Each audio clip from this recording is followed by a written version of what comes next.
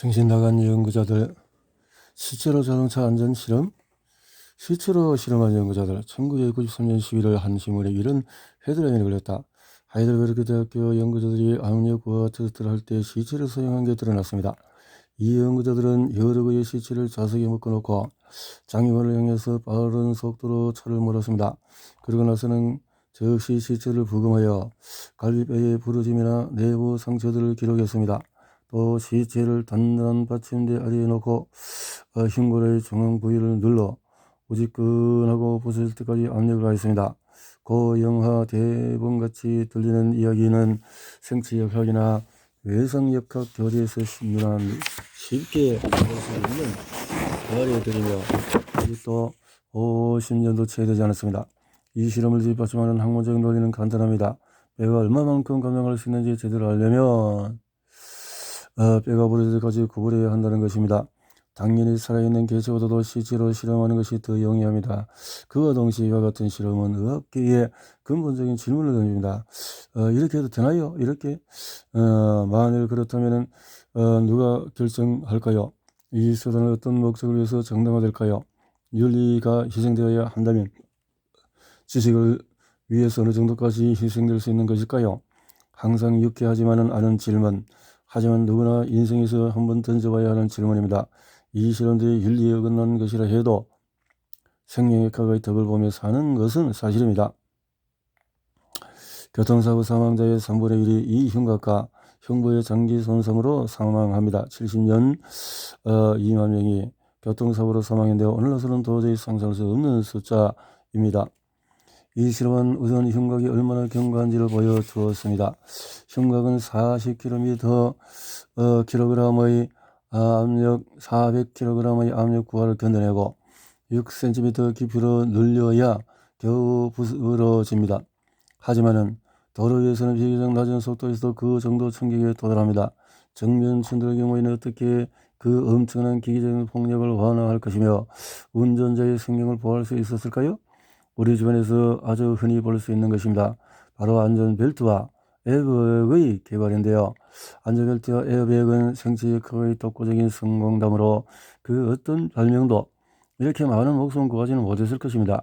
그럼에도 흉곽 상해는 여전히 흔하게 일어납니다. 충돌 시에는 적든 만든 갈비가 부러집니다. 몇 개 정도 부러진 경우라면 그리 위험하지 않지만 5개 갈비가 줄줄이 부러졌다면 아주 위험합니다. 최악의 경우에 흉곽의 견고함 자체가 사라지고 호흡도 제대로 할 수 없습니다. 외상으로 인해 공기가 흉곽으로 들어가나 부서진 갈비뼈 조각이 폐 표면으로 손상시키는 것입니다. 늑막과 폐 사이의 위험, 응급으로 바로 달려가야 되겠죠.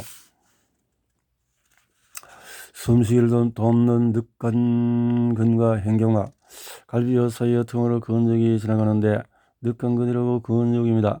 이 근육은 직선으로 똑바로가 아니라 약간 삐딱하게 눌리고 좀 밀리는 상태입니다. 외부층은 위에서부터 비스듬히 아래로 내려오면서 앞쪽으로, 내부층은 비스듬히 뒤쪽으로 내려옵니다. 하지만은 전체 호흡 작업 중에서 근육의 지분은 겨우 20%밖에 되지 않고 그마저도 주요 지분은 전부 횡격막에 담당합니다. 횡격막이 조금이라도 움직이면 전 신체가 운동하게 됩니다. 우리는 매일 1만 리터가 넘는 공기를 들이마시고 내쉬는데 대충 인생이 끝날까지 다 합쳐보면 초대형 유조선의 수용량만큼이나 됩니다. 이게 2억 5천만 리터가 넘는 양의 공기입니다. 자, 아래로 이동한 횡격막의 압력을 조절하기 위해서 복벽이 양보하며 앞으로 볼록 나옵니다. 흔히 복식호흡이라고 부르는 것입니다. 원래는 좋은 의도로 일어나는 이르고 영리한 구조이며 기능적입니다. 이 시각적인 효과만 아니라면요, 몸 위에 관심이 많은 남녀에게 깊은 호흡이란 미학적인 항복이나 다름이 없습니다. 그것도 1분에 15번이나 반복되는 항복이죠. 배가 있다, 배가 없다, 배가 있다, 배가 없다, 볼록 상태로 계속 머물 수 없다고 생각합니다. 그래서인지 어린이 소녀들은 사춘기에 접어들면서 호흡 방식을 바꿉니다. 복식호흡에서 벗어나 흉곽 호흡이 점점 늘어납니다. 왜 그런가요? 사춘기는 신체를 느끼는 감각이 달라지는 시기입니다. 홀룩 튀어나오는 배가 아름답지 못한 것을 느껴지겠죠. 하지만은 여러분이 반드시 아셔야 할 게 있습니다. 흉곽 호흡은 순전히 시각적인 효과를 차치하고라도 사실은 전혀 효과가 없을 뿐만 아니라 건강에 무척 해롭습니다. 복식 호흡이 당신을 괴롭게 한다면 기억하세요. 아무도 그 호흡 때문에 공처럼 나온 배에 신경 쓰는 사람이 없다는 걸요. 그러니까 마음 놓고 숨을 깊이 들이마시세요. 호흡기 탄생의 비밀은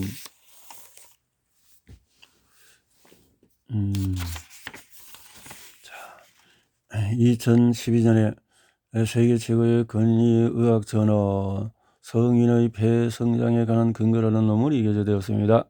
이 건조하기 짝이 없는 제목의 논문은 의학계 센세이션을 일으켰는데 바로 폐암으로 오른쪽 폐엽을 절단한 33세 여성 사례입니다.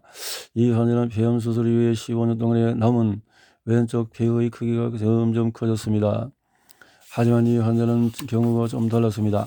단순히 크기가 커지는 게 아니라 아예 새로운 폐 조직이 성장했거든요. 당시 폐는 출생 전부터 10세까지 아주 천천히 발育한다는 것이 정설이었습니다. 보통 폐포도 이 나이에 최대치에 도달합니다. 그러고 나면 폐의 크기는 흉곽의 성장함에 따라서 더 늘어나지만 폐 조직이 새롭게 형성되는 것은 어려운 일이라고 생각했습니다. 이 논문으로 인해서 폐 성장에 대한 이해가 완전히 뒤집혔습니다. 또한 성인의 폐가 새롭게 성장했다면 그것은 이미 다 끝난 폐의 형성 프로그램을 재출발시킬 수 있다는 의미이기도 합니다. 여직은 전혀 회복 불가능하다고 여겨졌던 폐 질환을 고칠 수 있는 열쇠가 있지 않을까? 의료인들은 희망에 찼습니다. 그렇다면 무엇이 원인이었을까요? 폐의 보호는 자궁에서부터 우선 폐의 탄생부터 살펴봅시다. 태아는 수정된 지 3주 정도에서 시간까지 구슬 모형을 하고 있습니다. 초콜릿 모양의 구슬이라고 상상해 보세요. 겉은 딱딱한 초콜릿 껍질, 안에는 부드러운 크림이 있죠. 이 초콜릿 구슬에는 머리, 가슴, 배 3개의 구멍이 생겨납니다. 여기까지는 간단하죠. 그럼 어떻게 해야 공기와 영양을 위한 관들이 신체 안에 정착할 수 있을까요? 그 초콜릿 구슬은 어느 순간에 외부로에서 내부로 불룩하게 부풀어 오릅니다. 외부 껍질의 한 부분은 뭉툭한 끝을 가진 짧은 관처럼 내부로 들어가게 되는데 이 관이 바로 위장과 기도입니다. 이 관은 길이가 자라면서 앞쪽과 뒤쪽으로 분리됩니다. 앞쪽 관은 기도, 뒤쪽 관은 식도, 그리고 위와 장이 됩니다. 이 분리가 실패하면서 식도와 기도 간의 합선, 이른바 누관이 생깁니다. 이렇게 되면 식도의 영양이 기도로 들어갈 수 있으므로 출생 직후에 바로 수술을 받아야 합니다.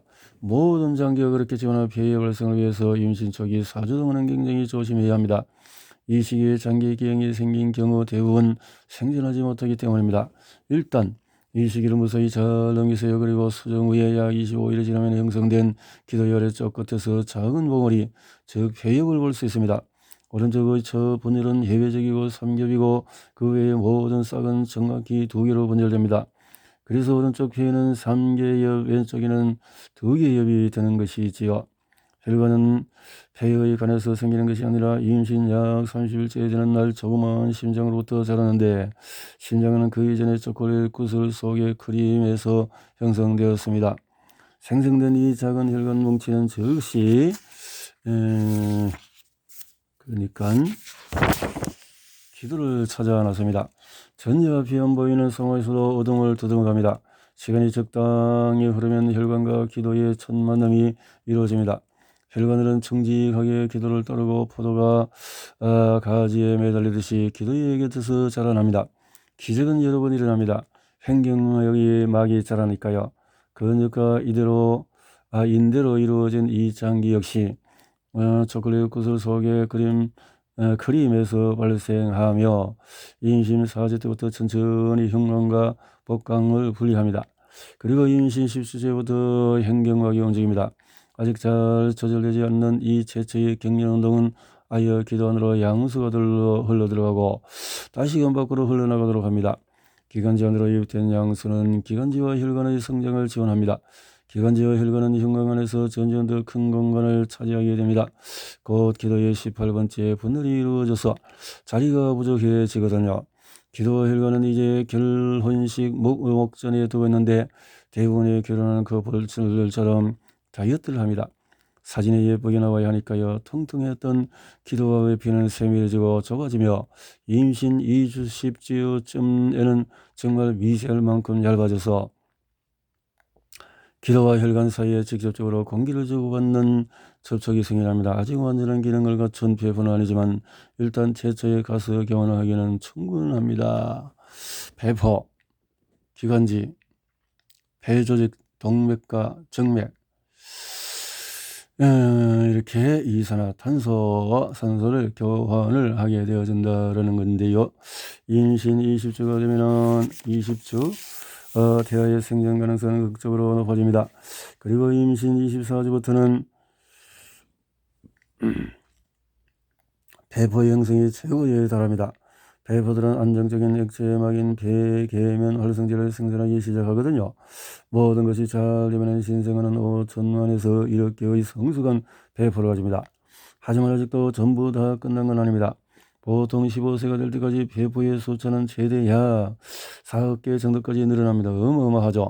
배의 보호가 자궁에서부터 시작되는 것은 매우 중요한 사실입니다.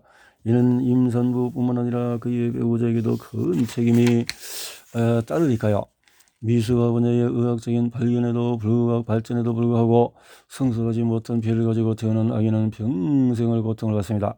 그들 중에 아이가 훗날 감염병이나 전식 혹은 만성 폐쇄성 폐질환 같은 질병을 앓거든요. 아이의 키가 크지 않을까 걱정할 때가 아닙니다. 아이의 폐 기능이 100% 도달하지 못한다면 그것이야말로 정말 고통스러운 일입니다. 폐만을 위한 경호원. 매년 수많은 사람이 본인의 코에 만져가지 못해서 코를 잘라내거나 붙입니다. 너무나 크다 넓다 또 뭐 등등등등 해서 훌쩍거린다. 인생주의를 설명하는 정말 완벽한 코를 가진 시기는 없습니다. 생각해보세요. 3세 어린아이에게 콧물이 흐르지 않는 날이 하루라도 있던가요? 있다면 달리기 표시해도 좋습니다. 기념일로 삼으세요. 자, 그러다고 코가 직무유기 중인 건 아닙니다. 코는 자신의 기능을 매우 진지하게 수행하고 있습니다. 코는 기도의 외부 초소인데 윤곽과 폐가 뒤집어서 말단에 2개의 구멍을 가지고 그로테스크하게 밖으로 튀어나온 것 같습니다. 코는 폐를 위한 경호원이자 문지기며 기미 상공이기도 합니다. 또한 에어컨이자 공기 정화기며 가습기입니다. 사람들은 이 호흡과 고호흡의 차이를 대수롭지 않게 생각하지만 실제로는 엄청난 차이가 있습니다. 코호흡은 오로지 걸러진 공기만이 하기도로 들어가게 합니다. 이 혈관은 너무도 중요해서 대자연은 신생아를 공식적인 호흡자로 세상에 태어나게 합니다. 아이들은 비상시에만 저 코가 막혔을 때 이 호흡을 사용할 수 있습니다. 코의 문은 폐를 위해서 호흡 공기를 촉촉하게 하고 체온으로 따뜻하게 데워주는 것입니다. 그를 위해서 코는 효과적인 장치를 사용합니다. 그 중에 하나가 콧구멍 내부 점막의 주름입니다. 주름이 펴지는 것을 통해서 코 근육 안의 표면이 크게 확장됩니다. 이 코 점막은 혈액순환이 활발하게 혈액온도를 가장 최선의 방식으로 호흡 공기에 전달해 줍니다. 그러고 나면 코 점막의 분비소이 날마다 분비물을 생산하여 호흡 공기를 습기로 적셔 줍니다. 코는 공기 중에서 안 좋은 물질을 가장 먼저 알아차립니다. 코의 저기 경고 시스템은 유해한 미립자나 병원체가 폐에 도달하지 않도록 막아주거나 폐가 적기에 방어책을 준비하도록 합니다. 코의 후각 세포는 얼굴 신경의 치료를 통해서 하기도에 신경계와 연결되어 있습니다. 호흡 공기 내의 병원체가 유발하는 얼굴 신경 손유의 경고 시스템은 기관지 근육의 수축을 제어하여 기관지가 좁아집니다. 이와 동시에 다른 중요한 보호 반사 작용과도 연결되어 있습니다. 재채기, 눈물 기침 같은 것입니다. 코와 폐는 혈액순환 내에서 전달물질을 통해 서로 소통합니다. 콧물을 흘리면 기관지에 바이러스가 침입하지도 않았는데도 하기도에 염증이 생기는 경우가 있습니다. 그것은 코가 기관지 점막을 붓게 하고 점맥을 만들어내도록 하는 전달물질을 생산하기 때문입니다. 이러한 기관지의 공동반응은 건강한 사람들에게는 대부분 모르는 사이에 일어났다가 사라져 특별한 증상을 일으키지 않습니다. 하지만 이 반응은 아주 중요한 목적을 달성합니다. 폐는 이 자기 경고 시스템에 의해서 미리 경계 태세를 갖춥니다. 이 반사 적용은 유해 물질, 독소, 미생물, 기생충들이 신체 들어오는 것을 막아야 한다는 목적이 존재합니다. 물론 이 복잡한 보호장치 자체의 리스크가 아예 없는 것은 아닙니다. 제어되지 않는 기관지 반사적인 경계는 공기 중에 들어있는 병원체보다도 더 위험할 수 있습니다. 심한 경우에 이 반사의 유발로 인해서 성문열이 적어지기도 합니다. 그럼에도 해내야 하는 거죠. 자, 호흡 격리를 지켜주는 후드가 없다면 언어도 없을 것이고 우리의 소통 또한 매우 제한적일 겁니다. 코가 공기호 중에서 미세 입자를 걸러주는 가장 중요한 필터라면 후드는 거친 일을 도맡는다고 할 수 있습니다. 그렇다고 후드가 덜 중요하다는 것은 아닙니다. 후드는 호흡기관과 소화기관, 그 언저리에 꼭 필요한 역할을 하고 있으니까요. 인간의 호흡기관과 소화기관은 완전히 분리되어 있지 않은 채 정확히 후드 부분에서 교차합니다. 차라리 두 개의 간이 함께하는 신이 나을까요? 아니면은 호흡을 위해서 또 다른 하나는 영양 섭취를 위해서 엄격히 분리되는 편이 더 좋지 않을까요? 호흡 경로.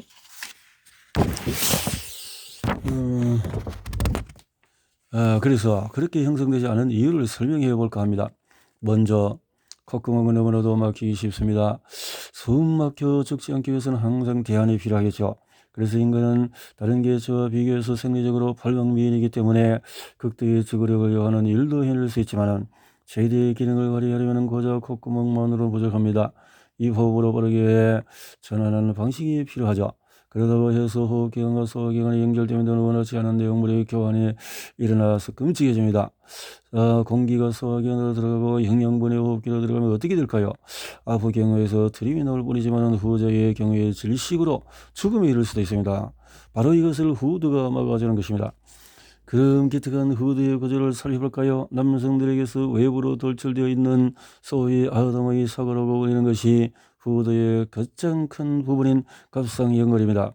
이것은 방패처럼 두 개의 성대를 가진 성문 앞을 지키며 그 아래에 놓인 환상연골과 함께 기관으로 가는 길을 이룹니다. 이쪽 방향으로 갑상연골이 두 후두개 연결과 연결되어 있고 이는 다시금혀와 연결됩니다. 음식물을 생길 때 흰은 두둑이 연골을 후두 입쪽으로 완전히 눌러서 영양분이 기관지로 들어오는 것을 막습니다. 영양분은 부드럽게 그 뒤에 놓인 식도로 들어가서 위장의 영역 안으로 사라집니다. 인간이 동시에 먹으면서 말하려고 하지 않는 한 이것은 천재적인 장치입니다. 만약에 여러분이 먹으면서 말하려고 한다면 이른바 이물질이 기도로 넘어가는 사리에 걸릴 위험이 있습니다. 사리는 가볍게 여겨지지만 조심해야 된다. 최악의 경우에 기관이나 기관지를 막으면 즉시 질식사의 위험이 있습니다. 2015년 독일에서 기도에 들어간 이물질로 인한 사망은 총 1149건입니다. 그 중에 대다수는 노인이었고 죽이 기도에 들어가 폐렴을 일으킨 경우였습니다. 대부분 후두개가 매우 성실하게 작동하므로 실수로 후두를 속이는 일은 정말 운이 없어야 가능합니다. 만약에 잠깐 실수를 해서 이물질이 후두로 들어가는 경우에는 다음 장치가 남아 있습니다. 바로 기침 반사입니다. 대부분 살해 환자들의 경우에 기침 반사가 약해져 있는데 이는 주로 침대에만 누워 있어야 하는 요양 환자들에게서 볼 수 있습니다. 건강한 사람들의 경우에 이슬람에서 젊은 여성들이 머리핀을 삼기는 일이 흔하게 일어납니다. 머리를 히잡으로 감쌀 때 머리핀 몇 개를 입술에 사이에 물고 있던 본인도 모르는 사이에 삼켜버리는 겁니다. 동남아시아에서 발로 별미로 여기서 후루룩 마십니다. 그러다가 어리 껍데기나 뼈 조각들이 기도로 들어갑니다. 유럽 지역 경의 아이들이 레고나 플레이모빌이 가장 흔한 살해 원인입니다. 사실 가장 흔한 원인은 술이나 마약입니다. 만취는 정말 위험한 짓인데 그것은 다음 세 가지 요인이 한꺼번에 발생하기 때문입니다. 알코올 다량 섭취로 인한 중독성 구토 위험, 영양분과 액체를 위한 딸꾹질 반사의 억제, 마지막으로 기침 반사라는 구조장치의 억제입니다. 후두는 좀 더 정확히 말해서 성대는 상기도에서 기침 반사를 일으키는 역할을 맡을 뿐만 아니라 원리의 기침 과정을 위해서도 꼭 필요합니다. 기침은 우리 기도 내에서 일어나는 제어된 폭발이라고 볼 수가 있습니다. 이 폭발에서 일어나는 압력 과정은 이물질 점의 병원치를 입으로 뱉어낼 수 있게 해줍니다. 기침할 때는 성대가 열린 가운데 숨을 깊이 들여 마시면 됩니다. 그리고 난 뒤에서 성대는 굳게 닫혀서 공기로 빵빵하게 찬 폐를 밀봉합니다. 기침을 토하는 것의 시작은 갑자기 토해내는 날숨인 거죠. 하지만 닫힌 성대 때문에 폐에서는 공기가 빠져나가지 않고 압력이 점점 더 높아집니다.